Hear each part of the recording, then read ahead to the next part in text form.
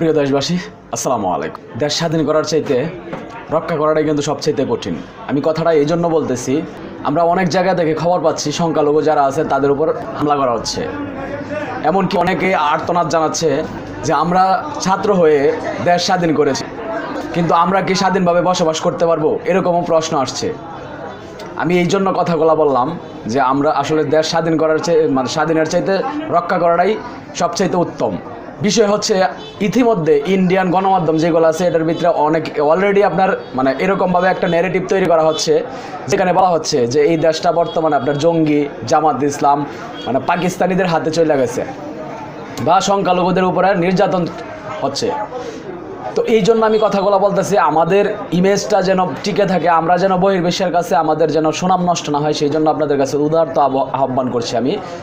আপনাদের আশেপাশে যারা সংখ্যালঘু আছে, যাদের বাড়ির আশেপাশে সংখ্যালঘু আছে, প্লিজ আপনারা তাদেরকে প্রোটেকশন দিন, তাদের পরিবারকে সেভ করুন। তারা আমাদের ভাই, তারা অন্য দেশের না, তারা আমাদের দেশের। দিন শেষে তারা আমরা সবাই একাকার। এই জায়গায় কোনোভাবেই যেন দুষ্কৃতিকারীরা কোনোভাবেই যেন তাদের উপরে কোনো আক্রমণ না চালাইতে পারে, যেন স্বাধীনতাটাকে আপনার নস্যাৎ না করতে পারে। আজকে যেভাবে আপনারা দেশ স্বাধীন করছেন সেইভাবে স্বাধীনতার গুরুত্ব দিন, সেইভাবে প্রত্যেকটা সংখ্যালঘুর পাশে, হোক সে হিন্দু, হোক সে খ্রিস্টান, হোক সে বৌদ্ধ, সে কিন্তু এই দেশের সন্তান।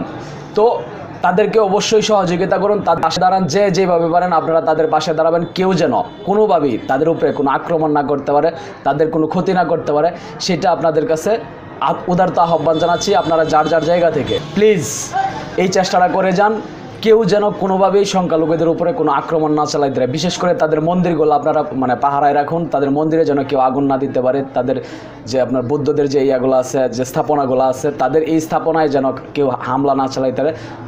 আজকে এই দেশটা স্বাধীন হয়েছে, ঠিক আছে, কিন্তু সেই সাথে অনেকেই সুযোগ সন্ধানী আছে যারা এই দেশটার ভিতরে অরাজকতা করার জন্য, ঠিক আছে, তারা কিন্তু চেষ্টা করতেছে এবং এই দেশটারে যেন আপনার আফগানিস্তানের মতো একটা রূপরেখা তৈরি করতে পারে, বহির্বিশ্বের কাছে এরকম যেন উপস্থাপন করতে পারে, সেই চেষ্টা করতেছে।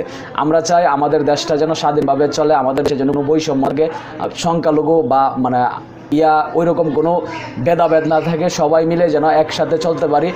আমরা এই চেষ্টাটা আমরা আমাদের জায়গা থেকে, প্রত্যেকের জায়গা থেকে এই চেষ্টাটা করি, কেউ যেন কোনোভাবে তাদের উপরে আক্রমণ করতে পারে, ঠিক আছে। আমার আপনাদের কাছে উদারত আহ্বান থাকবে, বিশেষ করে আমাদের ছাত্র জনতা যারা আছেন, ছাত্র ভাই যারা আছেন, আপনাদের প্রতি আমার বিশেষ রিকোয়েস্ট, আপনারা প্রত্যেকেই আজ হয়তো টানা 1 মাস আপনারা যুদ্ধ করতে গিয়ে ক্লান্ত, অনেকেই আর হয়তো একেবারেই ক্লান্ত, যা আপনাদের পক্ষে সম্ভব হচ্ছে না, কিন্তু এটা এই দেশটাকে রক্ষা করার জন্য, স্বাধীন দেশটাকে রক্ষা করার জন্য আপনারা আপনাদের নিজেদের জায়গা থেকে উদ্যোগ গ্রহণ করে তাদেরকে পাহারায় রাখেন, ঠিক আছে, তাদের উপরে যেন কোনোভাবে আক্রমণ না আসে।